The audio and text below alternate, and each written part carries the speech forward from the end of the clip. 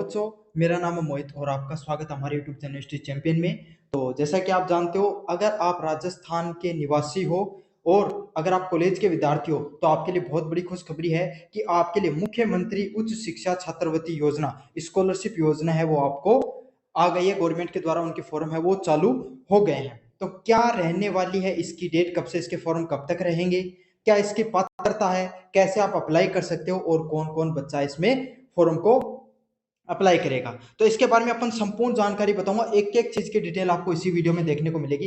इसके अलावा आपको और कोई वीडियो देखने की जरूरत ही नहीं है। तो बस अपन वीडियो शुरू करें इससे पहले आप चैनल को सब्सक्राइब कर दो और वीडियो को लाइक कर देना और नीचे हाइप वाला बटन दिखेगा वो भी कर देना। और अगर आपका कोई कमेंट हो इस योजना से संबंधित वो भी मुझे जरूर से बता देना, मैं सभी रिप्लाई आपको जरूर से करूंगा। सबसे पहले अपन समझेंगे कि इस जो ये आपके सामने जो छात्रवृत्ति योजना है इसमें कौन अप्लाई कर सकता है। सबसे जरूरी तो जानना ये जरूरी है कि भाई कौन कौन विद्यार्थी है वो इसमें अप्लाई कर सकते हैं। तो जो बच्चा आरबीएससी बोर्ड से, सबसे जरूरी बात क्या याद रखनी है आपको, जो बच्चा आरबीएससी बोर्ड से पास हो चुका है, सीबीएसई वाले या अन्य अदर बोर्ड वाले विद्यार्थी इसमें कोई भी अप्लाई नहीं कर पाएगा। कौन कर पाएगा? जो आरबीएसई बोर्ड में 12th पास हो चुका है। समझ में आ गया? और साथ के साथ वो क्या करता है, राजस्थान की किसी भी प्राइवेट हो या सरकारी कॉलेज हो उसके अंदर क्या है, जो यूजी है उसके अंदर क्या कर रहा है, यूजी बीए बीएससी बीकॉम है, बीटेक वगैरह की क्या कर रहा है, साथ के साथ या एमए एमएससी भी कर रहा है। तो वो अगर कर रहा है, कॉलेज में पढ़ रहा है, तो वो इसके लिए अप्लाई कर सकता है। समझ में आ गया आपके सामने? तो ये था आपके सामने जो योजना है उसमें कौन कर सकता है, आरबीएससी के विद्यार्थी 12th पास होने चाहिए उसको, और 12th में कितने नंबर चाहिए, 60% से ज्यादा नंबर होने चाहिए, वही इसके लिए अप्लाई कर सकते हैं। तो ये कुछ उसके सबसे जरूरी मापदंड है।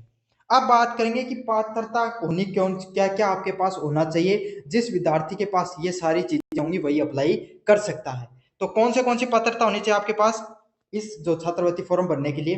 पहली पात्रता है आप राजस्थान के मूल निवासी होने चाहिए। मतलब थारो जो मूल निवास है ना, मूल निवास जो ब्रेड है वो कठे कौन हो चाहिए, राजस्थान कौन हो चाहिए।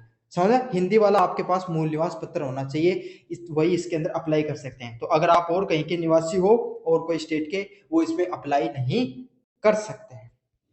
अब बात करेंगे आपकी शैक्षणिक योग्यता, मतलब आप कितनी पढ़ाई आपने की जानी चाहिए, आपको कौन कौन इसमें अप्लाई कर सकता है। सबसे पहली बात, आपके द्वारा जो आरबीएससी बोर्ड है, राजस्थान जो बोर्ड है उसके द्वारा बच्चे को क्या होना चाहिए, 12th पास होना चाहिए। सबसे 12th पास की होनी चाहिए। सबसे जरूरी बात यह है कि वही बच्चा अप्लाई कर पाएगा जो राजस्थान बोर्ड से पढ़ा हुआ है, और उसके कम से कम 60% अंक आने होने चाहिए। कितने परसेंटेज? 60% अंक है वो इसको कम से कम प्राप्त किए होने चाहिए, वही बच्चा इसके लिए अप्लाई कर सकता है। अच्छा, इसमें एक चीज और है, आरबीएससी की जो वरीयता सूची है, मतलब किन किन बच्चों को देना चाहिए आपके सामने जो छात्रवृत्ति, उसके जो 1 लाख विद्यार्थी हैं उनमें उसका नाम शामिल होना चाहिए। तो वो लगभग बच्चे उसके अंदर आ जाते हैं आपके सामने। समझ में आ गया आपके सामने वरीयता सूची के अंदर। साथ के साथ अब भाई आपने 12th भी पास कर रखी है, आप आरबीएससी से भी हो, तो आप छात्रवृत्ति का लाभ कब उठा सकते हो, जब आप राजस्थान की किसी सरकारी या गैर सरकारी महाविद्यालय, चाहे गवर्नमेंट हो चाहे सरकारी हो, उसमें आपने क्या कर रखी हो, जो अंडर ग्रेजुएट है, बीए बीएससी बीकॉम है, उसके आप नियमित विद्यार्थी रहे हो। क्या कर रहे हो आप, उसके नियमित विद्यार्थी है, वो आपके नीचे, मतलब किनको नहीं मिलेगी, नॉन कॉलेज वाले विद्यार्थियों को नहीं मिलेगी।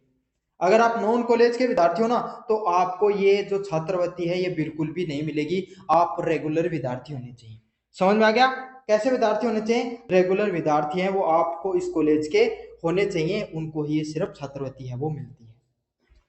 अब सबसे जरूरी और महत्वपूर्ण पॉइंट है वो क्या है, परिवार क्या है, जो आपके माता पिता है उनकी आय कितनी होनी चाहिए, आपकी 2.5 लाख रुपए से कम आपकी आय है होनी चाहिए, मतलब उससे अधिक नहीं होनी चाहिए, कम ही होनी चाहिए। तो आप जब आय प्रमाण पत्र बनाओ, समझ में आ गया आपके सामने, तो किस चीज का ध्यान रखना है, प्रति महीने 20,000 रुपए से कम भरना उसके अंदर। समझ में आ गया? तो 20,000 भरोगे तो 2,40,000 के आसपास बैठेगा, इससे कम कम ही भरने की कोशिश करना। आय प्रमाण पत्र है उसमें आपकी आय है वो 2.5 लाख रुपए से ज्यादा नहीं होनी चाहिए। भाई जो सरकारी नौकरी वालों के बच्चे हैं वो इसका ज्यादा लाभ नहीं ले सकते हैं। समझ में आ गया? तो आय है वो 2.5 लाख रुपए से कम होनी चाहिए। इस चीज का जरूर से ध्यान रख लेना। काफी बच्चे आय प्रमाण पत्र बनाते वक्त क्या कर लेते हैं, गलतियां करते हैं। अच्छा, एक चीज और है, वो इस छात्रवृत्ति के साथ अन्य कोई छात्रवृत्ति का लाभ नहीं लेना चाहिए। मतलब इस छात्रवृत्ति का भी लाभ ले रहे हो और आप उत्तर मैट्रिक का भी ले रहे हो, दो छात्रवृत्तियों का आप एक साथ लाभ नहीं ले सकते हो। अगर आप SC ST के विद्यार्थी हो तो आप इसका फॉर्म अप्लाई नहीं करके किसका फॉर्म अप्लाई करो, उत्तर मैट्रिक वाला करो, उसमें आपको ज्यादा पेमेंट मिलेगा, इसमें थोड़ा कम पेमेंट मिलेगा। ये बात आपको कोई नहीं बताएगा कि आपको क्या करना है। आपको अगर SC ST के विद्यार्थी हो तो इसका फॉर्म अप्लाई नहीं करना है, आपको दूसरी छात्रवृत्ति आएगी उत्तर मैट्रिक वाली, उसके लिए आपको फॉर्म अप्लाई करना है। समझ में आ गया? तो ये आपको ध्यान रखना है, 2.5 लाख रुपए सीमा आपकी होनी चाहिए और साथ के साथ आपको कॉलेज में 75% की अटेंडेंस होनी चाहिए। तो अनिवार्य विद्यार्थी हो तो आपको 75% तो आजकल अटेंडेंस है वो होनी ही चाहिए। अब आपको कितने पैसे मिलते हैं इसके अंदर, सबसे जरूरी बात यही है कितने पैसे आपके अंदर इसके अंदर मिलेंगे। तो आपको प्रतिवर्ष पूरी साल के कितने 5,000 रुपए मिलेंगे। हर महीने के 500 रुपए सरकार देती है और कितने के लिए देती है, 10 माह के। 10 माह के हिसाब से आपके सामने प्रति माह है 500 रुपए सरकार के द्वारा, राजस्थान सरकार के द्वारा दिए जाते हैं हर विद्यार्थी को। अच्छा, अब ऐसे नहीं है कि आप तो BA BSc किए जा रहे हो, 5-10 साल हो गए रेगुलर, तो ऐसा नहीं चलेगा। इसमें कब तक मिलती है आपको, अधिकतम 5 साल तक दी जा सकती है। मतलब आपको अपनी BA BSc BCom या और कोई डिग्री आप कर रहे हो स्नातक UG स्तर की, उसमें आप कितने वर्ष तक कर सकते हो, 5 वर्ष में आपको छात्रवृत्ति मिलेगी। 5 से अगर 6वीं वर्ष हो गई आपको तो इस छात्रवृत्ति के आप पात्र नहीं रह पाओगे। समझ में आ गया? तो यही है कि आपको और हर साल पास होना जरूरी है। जो विद्यार्थी पिछली साल फेल हो गया उसको बाद में छात्रवृत्ति नहीं मिलेगी। तो आपको क्या करना है, आपको कम से कम पास भी होना है हर साल और इस छात्रवृत्ति के पात्र होने के लिए। समझ में आ गया? अच्छा, इसमें एक स्पेशल पॉइंट है भाई, अगर कोई BA BTech MBBS में जो प्रवेश लेता है वो जिसकी अवधि 5 वर्ष से कम है तो छात्रवृत्ति की जो अवधि है वो क्या हो जाएगी, पहले सीमित हो जाएगी। जैसे BA है वो 3 साल की होती है, BA BSc BCom तो उनको 3 साल तक ही मिलेगी सिर्फ। समझ आ गया? उससे ज्यादा आपको नहीं मिलेगी। कभी आप ये सोच लो कि मुझे तो 5 साल तक मिलेगी, ऐसा नहीं है। आप रेगुलर के विद्यार्थी होने चाहिए, आपको हर साल पास भी करनी है एग्जाम।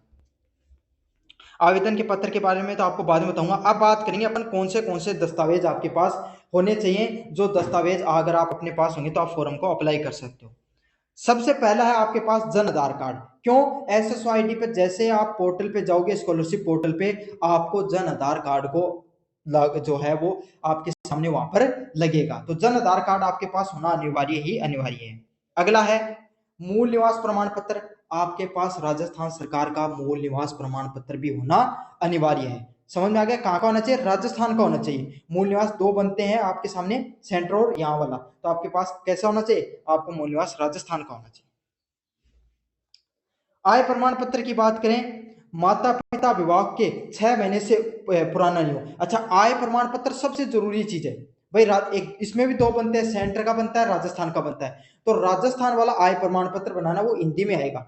समझ में आ गया? आपकी कोई स्टेशनरी की दुकान है पास में, ई मित्र की दुकान है, उसके पास जाओ और उसके पास जाकर उसको कहो कि मुझे राजस्थान का आय प्रमाण पत्र चाहिए, तो वो दे देगा आपको आय प्रमाण पत्र। या आपका पहले से कोई आय प्रमाण पत्र बना हुआ है, वो 6 माह से पुराना नहीं होना चाहिए। ऐसे नहीं कि मैंने पिछली बार स्कॉलरशिप का फॉर्म लगाया था तो वही वाले फॉर्म से मैं कर दूंगा, ऐसा नहीं होना चाहिए। आपका आय प्रमाण पत्र है वो माता पिता का बनेगा और 6 महीने से ज्यादा पुराना नहीं होना चाहिए। साथ के साथ आपके पास किसकी मार्कशीट होनी चाहिए, 12th क्लास की मार्कशीट है वो भी होनी चाहिए। इस चीज को भी ध्यान रखना, आपके पास 12th क्लास की जो पिछली वर्ष की, क्या तो 12th क्लास की अगर आप फर्स्ट ईयर के विद्यार्थी हो या फर्स्ट सेमेस्टर के या सेकंड सेमेस्टर के विद्यार्थी हो तो आपको पिछले जो 12th क्लास की मार्कशीट लगेगी। अगर आप सेकंड ईयर या थर्ड ईयर के विद्यार्थी हो तो पिछले वर्ष की, जैसे सेकंड ईयर की है तो फर्स्ट ईयर की मार्कशीट लगेगी और थर्ड ईयर की हो तो सेकंड ईयर की मार्कशीट लगेगी। पिछले वर्ष की जो आपने पास किया है उसकी मार्कशीट लगती है, इस चीज का भी ध्यान रख लेना।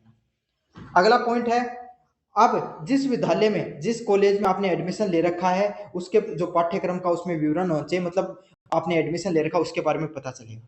ये ज्यादा इंपॉर्टेंट नहीं है, फीस की रसीद। उसके अलावा आपने कॉलेज में जितनी फीस लगती है आपकी, 5,000 लग रही है, 10,000 लग रही है, 20,000 जितनी फीस लग रही है, उसकी पूरी फीस का जो आपके सामने जो फीस रसीद है वो भी कटवा लेना, उसकी भी आपके सामने स्लिप लगेगी। काफी बच्चे क्या करते हैं, फीस देते नहीं और छात्रवृत्ति का लाभ उठाते हैं, तो ऐसा नहीं होगा।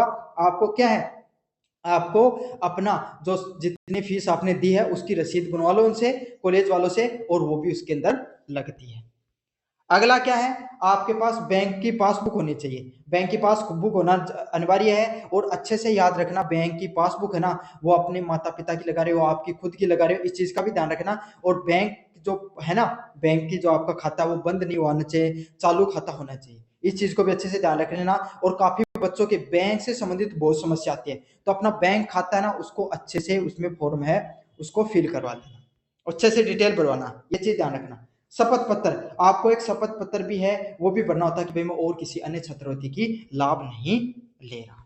समझ में आ गया? तो इन इन दस्तावेजों को आपके पास होना चाहिए। जन आधार कार्ड होना चाहिए, आधार कार्ड होना चाहिए, मूल निवास होना चाहिए, आय प्रमाण पत्र होना चाहिए, 12th क्लास की मार्कशीट होनी चाहिए, फीस की रसीद होनी चाहिए, बैंक पासबुक होनी चाहिए, और शपथ पत्र या फोटो है वो तो आपके सामने, वो जब आप SSO ID बनाओगे तब आपके सामने देखने को मिलेगा। अब आपको, आप कैसे आवेदन कर सकते हो? तो भैया जी आप इस चीज का ध्यान रखो, आप खुद इसके अंदर ज्यादा करने की जरूरत नहीं है। आप ई मित्र पे जाइए, ई मित्र वाला आपका फॉर्म अपने आप अप्लाई कर देगा। क्यों? अब तो वैसे भी आपके सामने आपके जो थंब प्रिंट लगते हैं, तो आप वैसे भी फॉर्म अप्लाई नहीं कर सकते हो। लेकिन आप एक काम जरूर कर सकते हो अपने अस्तु, अगर आपका SSO ID नहीं बना हुआ है, आप नए नए 12th क्लास से अभी निकले हुए हो और आपकी SSO ID नहीं बनी है, तो जाओ अपनी SSO ID बना लो। वहां पे जन आधार कार्ड वगैरह अपडेट करवाना इस बार अनिवार्य है, तो टाइम लगेगा आपका, तो अभी के अभी इसका फॉर्म है वो अप्लाई कर देना आप इसका। अब अपन डेट की बात करें, कब से लेकर कब तक फॉर्म अप्लाई कर सकते हो, तो 23 आपके सामने सितंबर से लेकर आप 31 अक्टूबर तक इसके जो फॉर्म है वो चल चुके हैं, तो आप फॉर्म अप्लाई कर सकते हो। इस चीज का ध्यान रखना चाहिए। लेकिन फॉर्म की डेट तो आगे बढ़ती रहेंगी इसकी, लेकिन अभी आप क्या करो, जितना जल्दी करोगे उतनी जल्दी छात्रवृत्ति आएगी, तो अभी फॉर्म इसके अप्लाई कर देना है। धन्यवाद। आपको कैसा लगा वीडियो जरूर से बताना कमेंट बॉक्स में।